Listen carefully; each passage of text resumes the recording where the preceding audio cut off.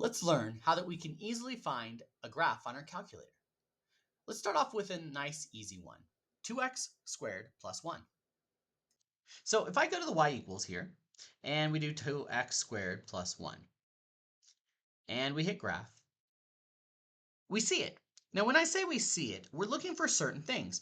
You know, when you graph it, maybe you're looking for the vertex, or you're looking for the zeros. I don't know. That's kind of up to you and the problem you're doing.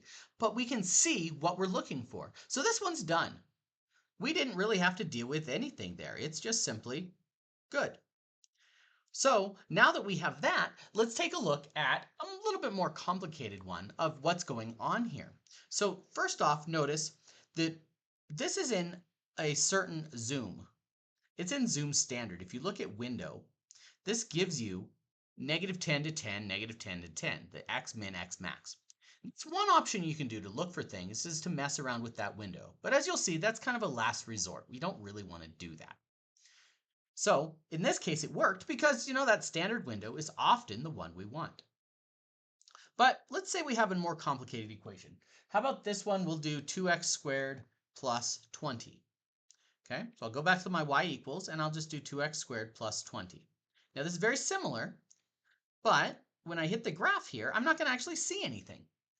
And that makes sense because, well, the y value needs to be bigger. And we could go through and manually change those, but I try not to do that. Instead, I'm going to go to the zoom command. Now, when you zoom, the first thing I would always do is standard.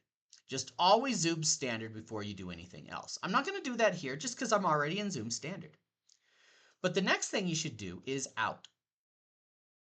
So let's try that. Or sorry, not out. I said that in the wrong order. We'll do fit. Zoom fit is what we want. So if I come down here, zoom standard is number 6. And note that you can just type the number so you don't have to keep going down here. But zoom fit is number 0. When I hit zoom fit, now in this case, it goes ahead and finds it for me. So I'd say we can see what we need. So zoom fit worked in this case. So let's try another one. Let's see what else we can find. How about if I give you y equals x minus 12 squared plus 15? So I go my y equals, let's type that in. I'll hit clear. We have x minus 12 squared and then plus 15. Hit the graph. And we don't really see, I don't know what's going on. So let's go ahead and zoom standard. Like I said before, the first thing you should do is zoom standard. Unfortunately, that didn't really work. So now we'll do zoom fit. And as we saw before, that's just option 0. So now we have a nice, decent graph. But, we don't quite see that vertex. We're not quite there. So I'm going to do next is zoom out. So that's my third option is zoom out. So out is number 3. We can see that there. So zoom out number 3. And then when you zoom out, you have to hit enter again. And now we can see the vertex. Although I would say we kind of zoomed out too far. We kind of don't really want to see that. We might want to. This is depending on what you want to do here. But you might want to also zoom in. So out or in. So I'm going to go to zoom in, enter. And here it asks you to press enter again. However, unlike zoom out, zoom in really matters where you go because it's going to zoom in no matter where you move. So I'm going to come over here and say, that vertex is really one I want to take a closer look at. So I'm just going to move the mouse over so that it gets down to the vertex. A little bit closer, right? We just move it down so that it's somewhat close. Sorry, it takes a little while to hit enough here. I'd say that's good enough there. You want it fairly close. The closer the better. And then just hit enter. And now we can really clearly see that vertex. So this one we have found by doing my method of standard, fit, then zoom out, and then zoom in. Okay, let's take a look at another example. How about we have, let's do y equals the square root of x minus, plus 1, sorry, minus the square root of 2x plus 6 plus 1.5. That is pretty nasty. Let's see if we can find that graph. So I'll start off by typing it in. So we have the square root of x plus 1, and then minus the square root of 2x plus 6, and then I'm going to add 1.5. So I'm going to start off, because I know I've changed my graph, I'm just going to zoom standard number 6 to start with. And I don't expect to really see much. I see a little dash. I don't really know what's going on there, but I don't care. I'm going to go to zoom fit. I should point out that when you go to zoom fit, what it does is it changes the Y value. It will not change the X value ever. It will just change the Y to see what you're looking at. And you know, that looks an awful lot better. We didn't actually have to zoom in or out. It just fixed it for us. So zoom fit is pretty awesome. All right, let's take a look at one more. We have the square root of x plus 1,000 plus x times x minus 500. Let's try that.